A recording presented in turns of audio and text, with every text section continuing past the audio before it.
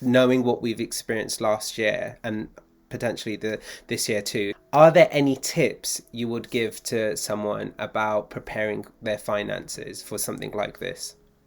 I think that when all of this first started to happen, I saw a lot on social media, a bit people being a bit like, told you so, this is why you needed money saved, which was not the attitude, because nobody could have predicted there was going to be this pandemic. However, it is quite eye-opening, and I think it has been really eye-opening for a lot of people around needing to have money saved. So if you're in a privileged enough position where you do have an income and you've got enough to cover your bills, and you're considering how to spend your disposable income that would normally go on going out, nights out, whatever, that's you. If you're in that category, you need to kind of be like, okay, I need to be sensible here. Still need to, find ways to enjoy my money. However, if I have nothing in an emergency fund that's readily available in cash, that I think should be people's main focus, because the FCA. So if you're currently have debt that needs to be paid off, the FCA recently released some sort of like new guidelines around what debtors and like should be how they should be supporting people. And it all comes down to basically not asking certain amounts of debt to be paid back in a really short period of time, being flexible.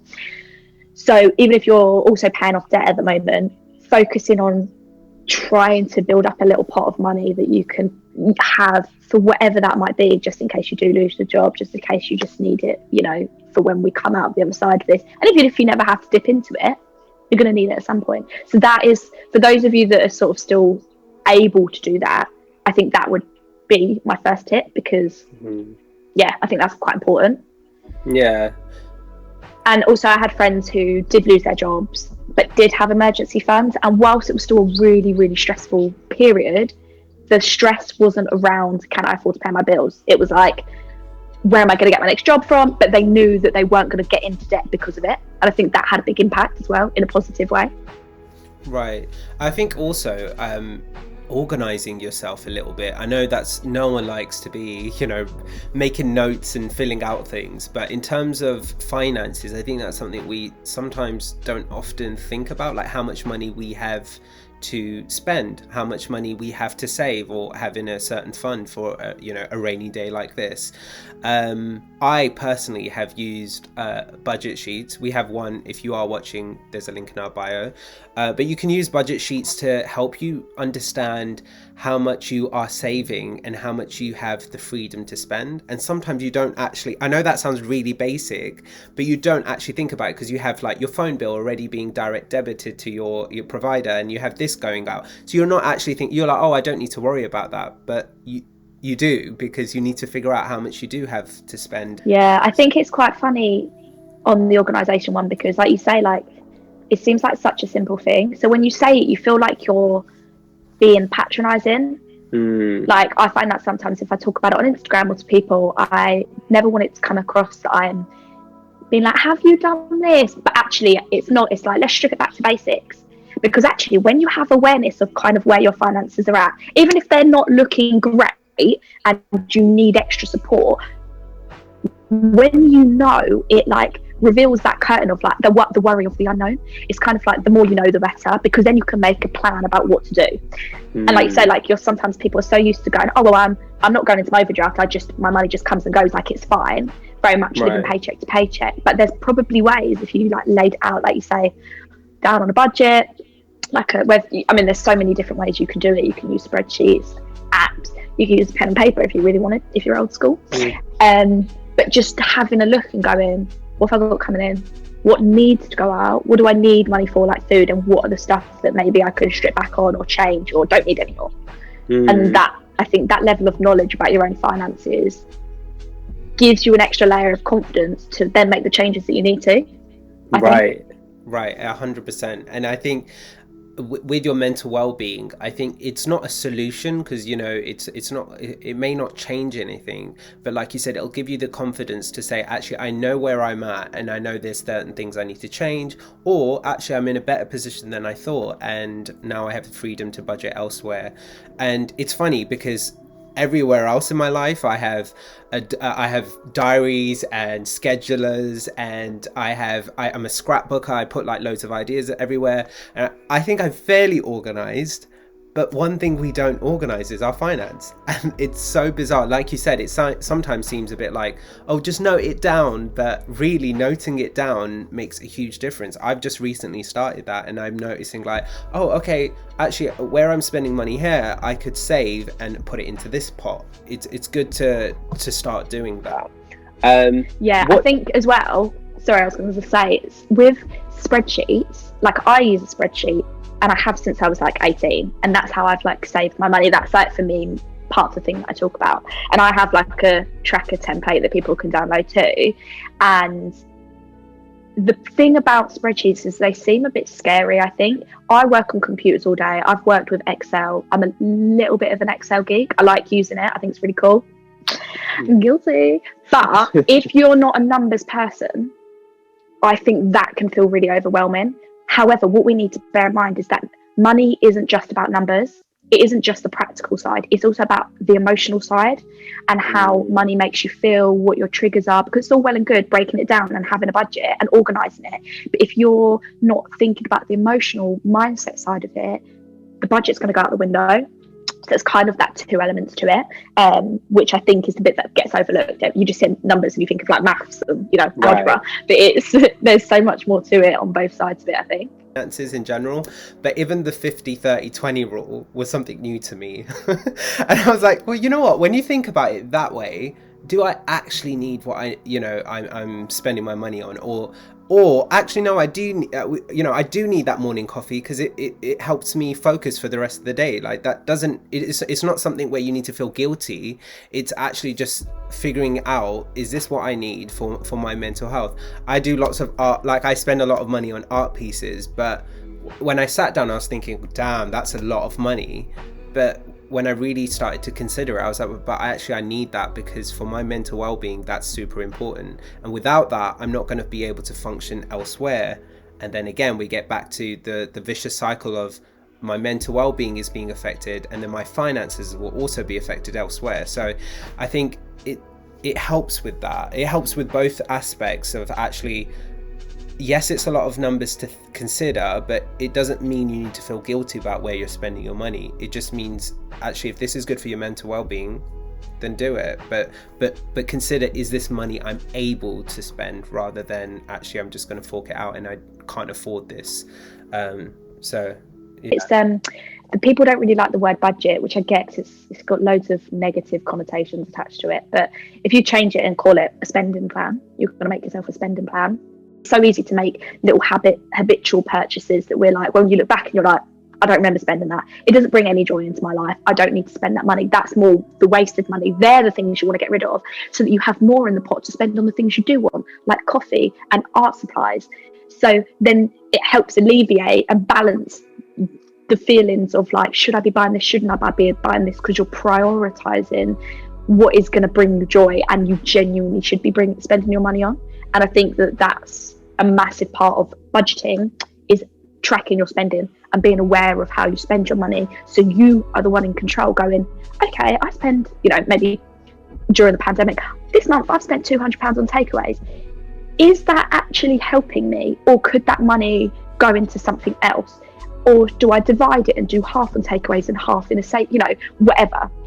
That awareness is like one of the biggest things that will help you make those decisions. Yeah, and even on that point, it could also highlight, actually, it's important to me. I'm spending £200 on this, for example, but maybe I need to consider alternatives. Maybe I need to look at other options. My phone bill, it's too expensive. I need my phone. I need to be on the internet. But maybe there's a provider that will give me a better deal. So it's not necessarily something that needs to be totally daunting. And it definitely can be beneficial for anyone to really start considering their budget, the best that they can. Knowing that, we may have a few more months of lockdown this year, where would you say money can be saved potentially and utilized, and how would you prepare for future mental well-being? So I think that everybody is going to be completely different, because like you say, some people at the start of last year, I created this sort of 20-page document that was like, what to do if you're worried about your money. And it was talking about, budgeting and just being aware of how you're spending your money. And if you don't have an income, making a plan for that money. So depending on what situation you're in, I think the key thing is we're still not going to be going out. Pubs and all of that, they're not going to be open. Your money isn't going to be going on things like externally in that respect. So travel, I think the best thing that you could do is have a look at how you're spending your money. We're in our third lockdown, right? So you can look back at the last two, and each one has been different, but you can look back in the last two, and how often do we get to go through things and we always go, oh, in hindsight, I would have done this. In hindsight, I would have done that. Us here right now, we are in that moment. We have hindsight from the last two lockdowns. So even though situations might have changed slightly, you could at least go, what would I have wished I'd have done with my finances last time? Do I wish actually I had saved a little bit more, or do I wish I had done X, Y, and Z? So I think sitting down with yourself, with your partner, depends on where you're at, and just having that sort of financial check over the last year, assessing your finances, and to prepare yourself is figuring out personally to you where you are now, what you can do better, and where you want to be in a year's time. Now, I think the thing that I found, I don't know about you, but coming into the new year, normally I'm bang on it with my goals. I'm like, yes, I'm going to do this, I'm going to do this. But this year, I kind of rolled over. I'm not necessarily one for New Year's resolutions, but just goals in general. And I couldn't vision my year as much. This year, I was just a bit like, I don't know how this year's going to go. And I think a lot of people feel like that, so I've kind of been trying to scale back and not set myself these really rigid goals, must do this and this, but more just be like, what little things can I change? And you could apply the same to your finances. So you can set yourself financial goals, but they don't need to be like, I will have £30,000 saved by the end of the year. It could just be, I'm going to kick this one habit.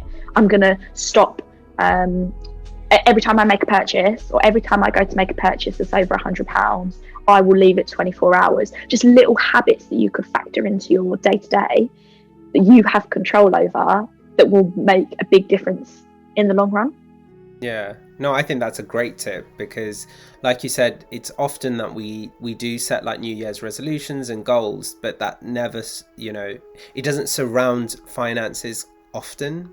I never say, obviously everyone wants to kind of be in a better position financially, but I would never set a goal that considers my finances. It's more like, oh, I want to lose weight, I want to do this, I want to pick up a hobby, which is great, which is useful, but alongside that, I think this whole past year, and particularly this month, and feeling the effects of the pandemic, it's super important that we start considering finances. And the biggest one for me is really talking about it, because I've just noticed how much of a relief sometimes it is, whether it's talking to my family or whether it's talking to friends and saying oh, I don't actually get that. Even if it's a financial term, it's like, oh, I've never looked at that type of account before. What is that? Or if somebody's talking about, certain funds and stuff like that they're investing in, it's really important that you go and actually learn about it and consider what that is. Doesn't mean you need to go and do it, but it just, you start to learn and experience a lot more through conversations. I love that. I think the talking about money thing is so important just in general, and I think it has an impact on everyone, because the more we start to talk openly about money, the more the people who are struggling with mental health issues that are also having an impact on their finances, I think they'll hopefully over time will feel like they can talk to somebody more about it. There's 100% help out there now that of being able to talk to people, but I think the more we talk about it just in general, it everybody will lift up on that same level. And I think one good thing, I think with goals, I think when it comes to finances, there's a few different types. You can have your number goals, to clear X amount of debt or to save X amount. You can have your habit-based goals, so I will start doing this, that will help this. I think you can also have education-based goals, because a lot of us have access to the internet, and there's so much free information on the internet. So it's kind of like a goal you can set yourself that's not going to cost you too much money. So starting to watch YouTube channels or following people on Instagram that can help you improve your financial well-being and education, so that even if you're not in a position right now to act upon it, so you can't start investing or saving, when the time does come, you're already educated on it. Right. So even if right now, we know people don't know if they're going to have a job or if they're going to have an income, those people can start to at least learn. And the more you read stuff and educate yourself, the more confident you start to feel when you talk about it. So it's kind of like rolls forward that way. And then if you are in a position where you do have money, you can start to act on it, because you're going, oh, actually, I need to start putting away some money, or I need to start doing this. Yeah, 100%. I think if anyone's taking anything from this video, going into February, going into the rest of 2021, I think there shouldn't be no stigma around having that conversation around your mental health, around finances. If you are struggling with any of those two, there are experts that you can get tips and support from. Even if that is financial support, that they are experts that you can kind of approach and have a conversation with.